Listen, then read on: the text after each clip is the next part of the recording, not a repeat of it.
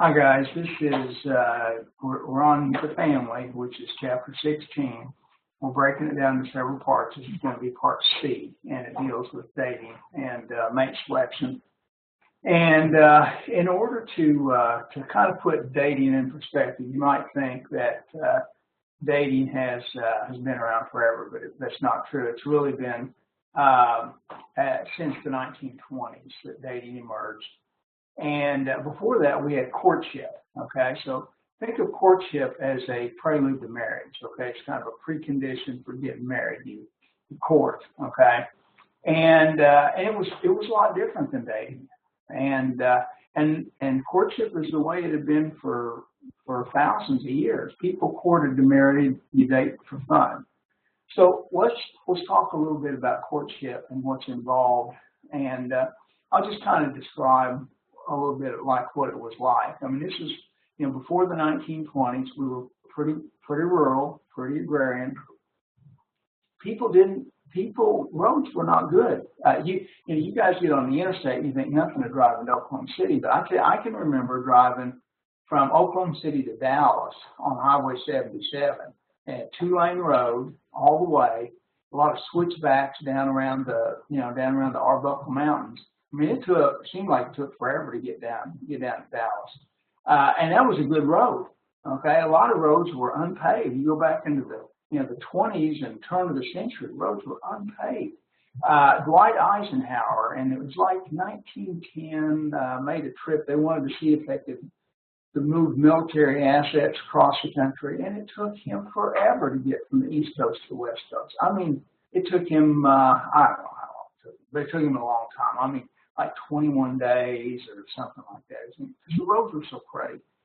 In the old days, what people did is they would drive their buggies or their cars on these roads, these dirt roads, to the nearest town where they get a train and take the train. Well, at any rate, here's my point. Because the roads were bad, because everybody was rural, because we didn't have good means of transportation. I mean, if you're talking about a horse and wagon, you could go good road, you could go 10, maybe 20 miles in a day, not an hour, in a day. Okay? So you were just limited in terms of your field of eligibles contracted geographically because there weren't that many people around you. And so your field of eligibles was limited to the people that you could come into contact with on a daily basis. So essentially that meant the little girl down the road. And what would happen is that you'd be interested in her and maybe she'd be in you, but you wouldn't make any overtures, maybe you'd see her at church. Her daddy was a farmer, your daddy was a farmer, but nothing. I mean, it was nothing. And when your dad got to the point where he wanted to retire and you could take over the farm, you could support a family, then what you would do is you would go to the girl's father and ask him if you could see her and if you could court her. And then, of course, his question was, well, are your intentions honorable? In other words, are you intending to marry my daughter? And then once you started the courtship process, I mean, it was supervised. I mean, you'd go to her house and there'd be her big brother and her dad, and you'd visit with her, in the parlor for a short period of time, and then you'd have to skedaddle. And I mean, everything was supervised. I mean, it was, and the whole thing is that once the community knew that you were courting, I mean, it was like you get on the escalator and you're moving towards marriage. And you'd announce finally that you're getting married, and you'd have the ceremony in the church, and you get married, you'd have your kids, and you'd die. I mean, it was that thing. I mean, you'd be courting one person. You'd be engaged to one person. I mean, if you were engaged to a woman and then broke that engagement, you could be sued for breach of contract. I mean, that's kind of how it was. It was just a different thing, okay? Well, beginning in the 1920s, things began to change. Dating emerged as a social phenomenon. Folks, this was a big thing because heretofore, the family had been the one that gave their okay. The family had been the one that supervised it. It had all taken place in a community setting. And and it was closely scrutinized, closely supervised. All right. Now with dating, things began to change, and it was unbelievable to people at that time. So what happened? There were several factors that came along in the 1920s. I'm going to list them. We'll talk about them, and we'll talk about how they had an impact. And let me get my stuff going here. Whoops. There we go. Let's do industrialization. As an overarching concept, industrialization had an impact because what it did is it created jobs separate from the land. Farmers, as you may or may not know, are cash poor. I mean, they grow a cash crop. They don't get any money until they sell their crop, so they get money once a year. I mean, they don't have any money. You know, they may have a lot of wealth, a lot of assets, but they have no, their cash flow is very limited. It takes money to date. So, you know, with industrialization, people can get jobs and get paid weekly. And so you have a steadier cash flow. Somewhat related to that is urbanization. People to work in the factories lived in towns, and by living in cities, you expand your field of eligibles. Now it's not just a little girl down the lane. Now it's scores and scores and scores of people, so your field of eligibles increases. All right. Automobile. The automobile played an important role in kind of getting the young couple out from under the thumb of the family because it gave them some independence, okay? And they could go engage in leisure activities, which is the next thing. Leisure activities. So, and all kinds of leisure activities emerged in concert with the automobile. I mean, drive-in movies, drive-in restaurants, okay, and all these things kind of were suited to dating. And you know, this whole idea of McDonald's and A&W root beer and Dairy Queen and all this stuff, that didn't emerge until the 1950s. I mean, prior to that time, if you wanted to take your sweetie out, you'd go to the drugstore. That's where you got a Coke. You'd go to the drugstore. And it was, you know, they didn't have all of these different kinds of things that you could do. So leisure activities help promote dating. And let's see, automobile activities, co-ed education.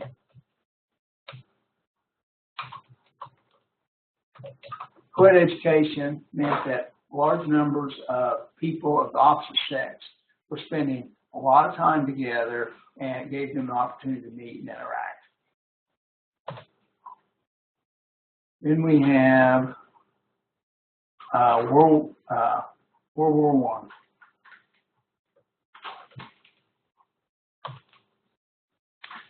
I. You got, think of this. You got some guy that lives in Pontotoc County. He's never been out of the county, never been to Oklahoma City. He gets drafted for service in World War I. He's taken out of the state to the eastern seaboard, shipped across, goes to Europe, is in peril for his life, is gassed, shot at. He sees the cities of Europe, the painted women. Okay, he comes back. He's older. Okay, and he's just not going to stand for sitting in the parlor. I mean, he's a man now, and he's just not going to be cowed by the parents, and he's just going to say, "Come on, let's get out of here. We're going to go do something." All right. And then finally, Freud. Freud had his theory of psychosexual development, and he's talking about concepts that kind of got sex out of the closet, and people started talking about it, and it just made things more open in society, and so all of these things together kind of promoted dating. Now, what's interesting? Let me just see here. Yeah, that's it. Okay. No, baby, you can't do that. It makes too much noise. In the 1920s, there was a guy named Willard Waller. He was a sociologist at the University of Pennsylvania. And he was observing this change. I mean, folks, this was a big deal, okay? The family was losing control. The family was no longer in charge of this courtship. People were dating. They were just doing it for fun. There was no commitment. And people were looking at it and saying, man, this is awful. And so Waller's observing this at the University of Pennsylvania. And so he comes up with this theory of dating. And I'm going to tell you about it. Now, folks, this theory was written in the 1920s. And a lot of this stuff is not going to relate to you. But I tell you, the principles involved, I think you'll find are right on, okay? They're spot on. We'll see, okay? Willard Waller in the 1930s wrote The Dating Hypothesis. And what he was trying to do was figure out why people dated. I mean, he knew it was for fun, but what was the motivating factor in selecting a certain person to go out with? And he came to the idea that people are rated in terms of dating desirability. And people try to maximize their status on campus by dating the most desirable person they can. And so he came up with this theory. Let me develop it. The University of Pennsylvania in the 1920s was a small school. You know, it had maybe 2,000 people that were enrolled. And kind of everybody knew everybody else. And Waller was looking at these folks and watching their excuse me for a second. What? Just tell me. What? One more. Just get one more. Okay. One more Oreo. Okay. So Waller, he observed this and he came up with this. And so what he noticed is that men and women were rated in terms of dating desirability. So for men, what women were looking for in an attractive male date, okay? What do girls want in a guy, okay? He said that they were looking for the following things, and I'll just list these, and then we'll talk about them. Somebody who has a good fraternity, belongs to a good fraternity. Somebody who is a good dresser, good dancer. Yeah, good dancer.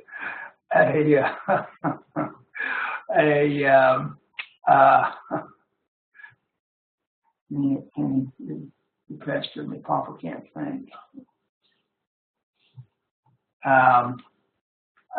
Let's see, good fraternity. No, not a good. I'm going to pause this for a minute. I got to get a hold of things here. Okay. All right, I'm back. Good fraternity, good dresser, good dancer, and a car. Cars were a recent invention, and if you had a car, that was a big deal. Now, what you got to understand is that University of Pennsylvania, that's Ivy League, okay, and there's some wealthy folks going there, but cars were new, and it was, it wasn't like everybody had a car like today. Okay, so you have those characteristics for men. For women, it's very similar. What guys were looking for in girls: physically attractive,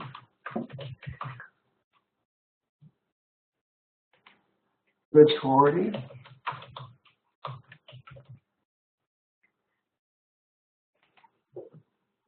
good dresser, good dancer,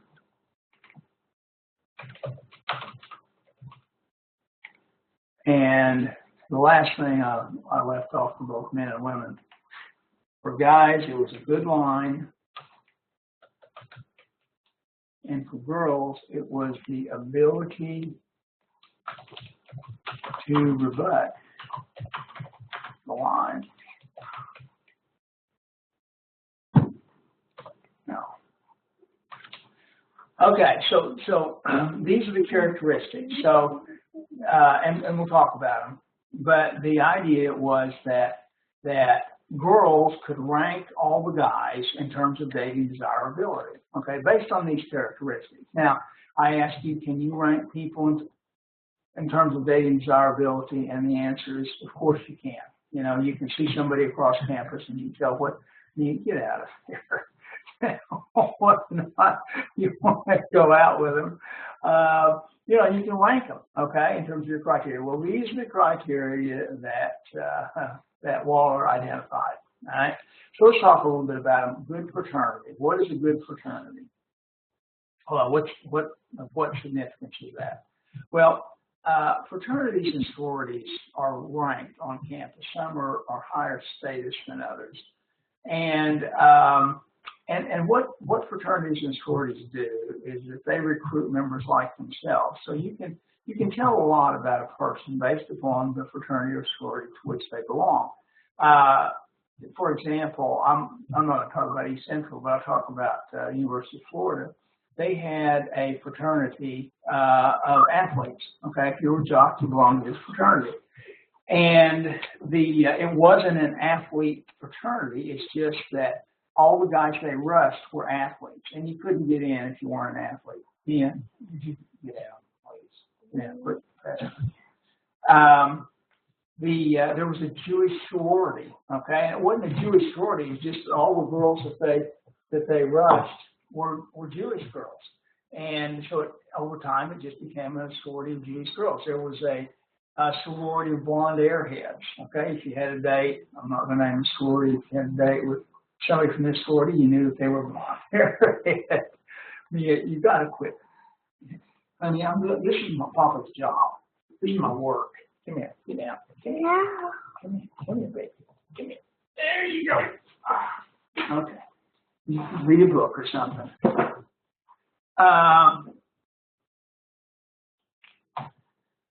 So because fraternities and sororities recruit members like themselves, they rush and pledge people like themselves, then you get this relatively homogeneous group, and they're ranked.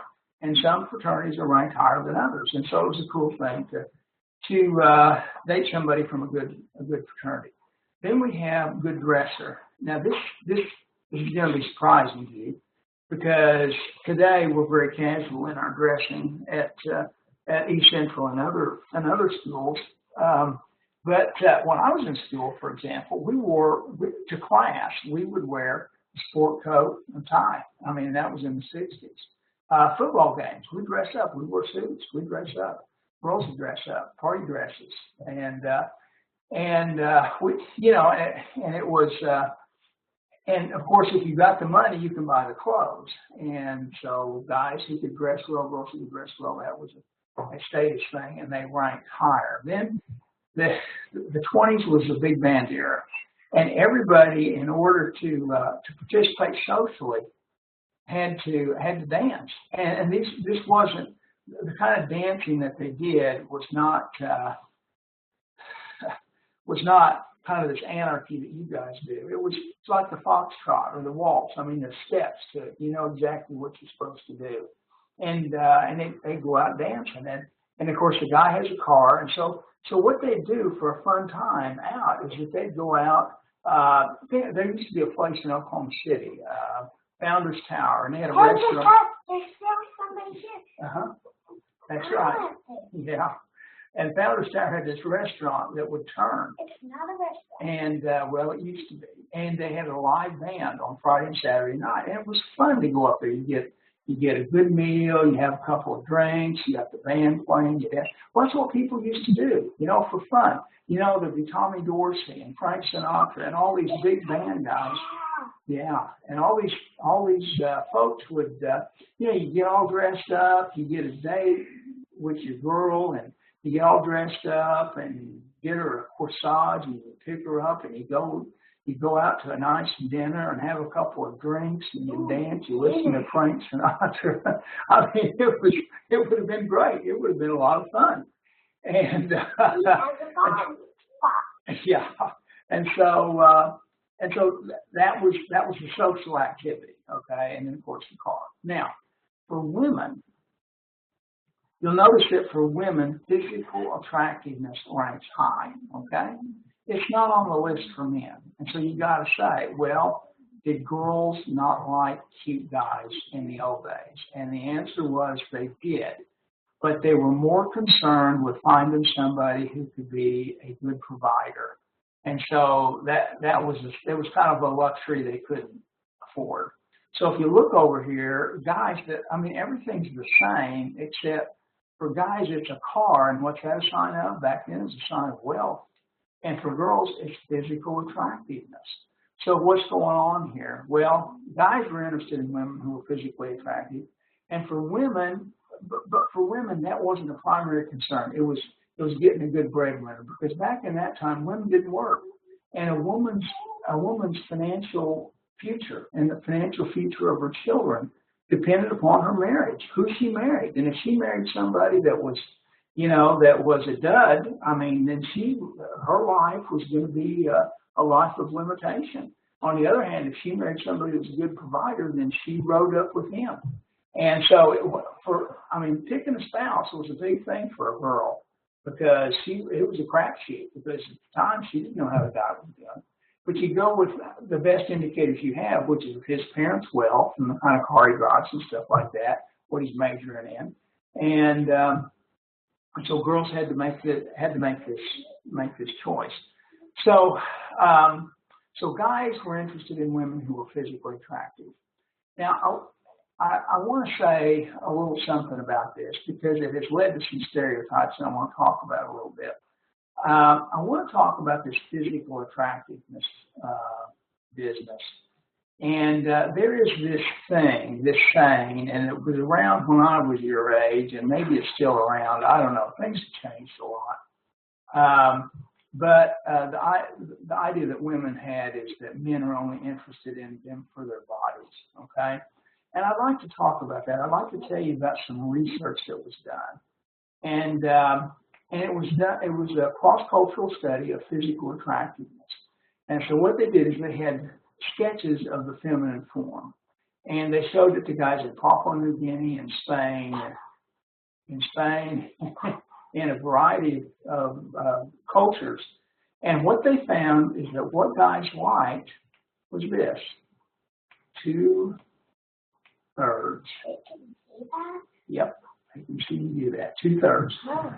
Now, what does that mean? Well, 2/3. To illustrate what that means, no, you can't. No. What? No, you can't do anything. You be quiet. What the 2/3 means, let me illustrate it. When I was a kid, there was a starlet that you've heard of named Marilyn Monroe, and her measurements were 36, 24, 36. Now, this top figure, there's cross-cultural variation in that, and an agreement on that. And so if you eliminate that and you just look at the two bottom numbers, well, if you divide that through, and if you reduce that by 12, what you get is 2/3. Okay. So what we're talking about is waist to hip size, and what is that symbolic of? Well, it's symbolic of childbearing ability. Okay. So while it's really hard. Okay, she's sworn to not talk, so we'll see how it goes. Okay, so for men, what they're looking for is a woman who can deliver healthy babies. You got this ratio of 2/3, waist to hips, okay? So the idea that men are interested in women for their bodies, they're interested in somebody, and I think in terms of natural selection over time, they're looking for somebody who can deliver them healthy babies. The fact that girls are looking, the guys used to say, well, she's a gold digger, she's high maintenance. The thing that guys have got to appreciate is that girls are making a decision when they're very young. They don't know how the guy's going to turn out economically. And the best indicator they have is, does he have any money now? And so what they're doing is looking for somebody who's a potential future good breadwinner. Okay. So we have these characteristics. Now the good line, what that's all about is the guys are attempting to get female interested in them, and for a variety of reasons, and the women are trying to keep the guy interested but not compromising themselves. And so their ability to rebut the line is important, and his ability to have a good line is important. And so these are important characteristics. And this just means, you know, are you kind of cool in how you date and interact with the opposite sex? Okay, well, based upon this, what Waller said is that men and women can be ranked in terms of dating desirability. So what you'll get is you get guys that are ranked from the top to the bottom, and girls that are ranked from the top to the bottom, okay, in terms of dating desirability. And the thing of it is that people try to get the best deal that they can, okay, when they go into the dating market. And so, you know, there's this girl here. Well, let me just tell you, when I was at Clemson, there was this guy, and he was a big man on campus. He was handsome. He was a football star. He was a good student, okay? And some of you guys have heard of him. His name was Dwight Clark, and he's the guy who made the catch, Joe Montana, when the 49ers were playing the Cowboys. And he went to Clemson, and he dated this girl named Shawn Weatherly. Shawn was just wonderful. She was pretty and sweet and engaging, and she just a lovely person. Well, they dated each other, okay? But my question is this: is who wanted to go out with Shawn? And in fact, she was so cute and so sweet and so neat that she became Miss Universe. Who wanted to go out with her? The answer is everybody. All the guys did, okay? So here you've got a guy down here, okay? Middle resources, nice guy. Can't dance all that great. His fraternity's okay. He doesn't dress all that well, doesn't have a car. Does she want to go out with Shawn? You bet. So he calls her up. Hey, Shawn, you want to go out? What's she going to say? And the answer is no. Because if she goes out with him, what's going to happen to her status on campus? It's going to go down. So she's not going to go out with him, right? She's going to tell him no. He calls this girl. Hey, you want to go out? No, she doesn't want to go out either. So finally, he calls this girl, and she says, I'd love to go out with you. So they go to the big prom together, okay? Have a lot of fun. There's balance in terms of the resources, okay? This is imbalance. So what Waller is saying is that people try to get the best deal. Everybody's trying to do that, so you end up having a balance, okay? Now, it might look like a situation like this or like this, where the guy has high resources, the girl has lower resources, is advantageous, but it's not, okay? Waller had this idea. Oops, I need this now. It's called the principle. It's not spelled right. PR of least interest. And the idea is this: the person who's least interested in maintaining a relationship has the greatest power in that relationship. Well, who's least interested in maintaining a relationship? The person with the most resources, right? They're the ones who don't care, you know? And so in that kind of situation, if they got more resources and the other person gives them an ultimatum, they say, okay, I'll find somebody else. So the person so it's an imbalance. It's an imbalance. And an imbalance is not good, okay? Because if it's an imbalance, the person who's got fewer resources is always going to be exploited by the other person, and the person who has more resources is always going to think they could have got a better deal.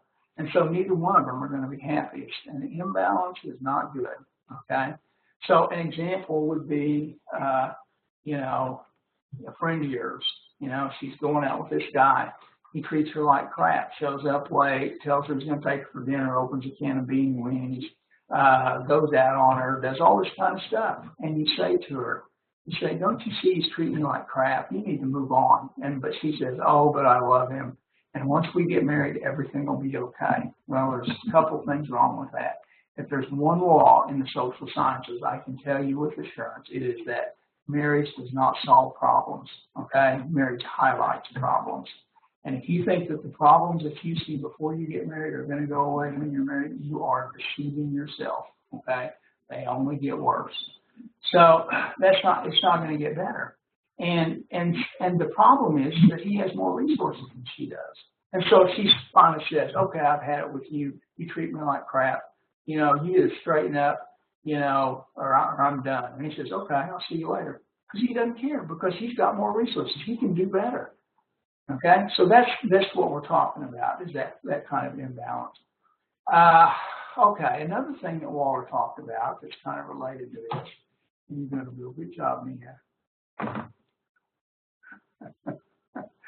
is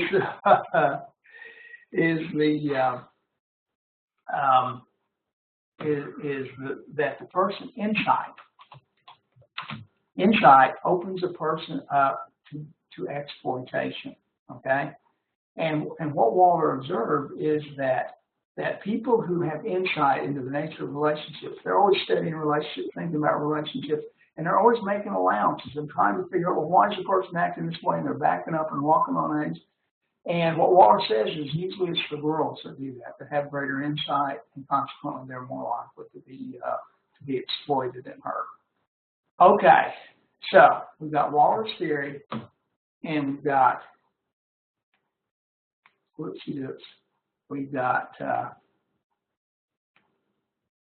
the guys and the girls ranked on campus, and Waller says that people typically get balanced, but there is a tendency, a slight tendency for guys to date and marry down, and this occurs with such frequency that we give it a name, and it's called the mating or the dating gradient. And that's misspelled. G-R-A. And it's the tendency for guys to date and marry down. Now, Waller says the reason guys do that is for sexual advantage. Because, yeah, you can draw one thing in a second. It's because if you look at this guy has more resources than this girl, okay? It's a good deal for her. She knows it and he knows it. So the question is, if she wants to maintain this relationship, so she's got to keep it interesting for the guy. So what's she going to do? And he argued that she's more likely to come up with sexual favors to keep the relationship in balance. So that's Waller's interpretation of that. So there's this tendency, and we have noticed this tendency of the mating and dating gradient. Okay, one other thing on this.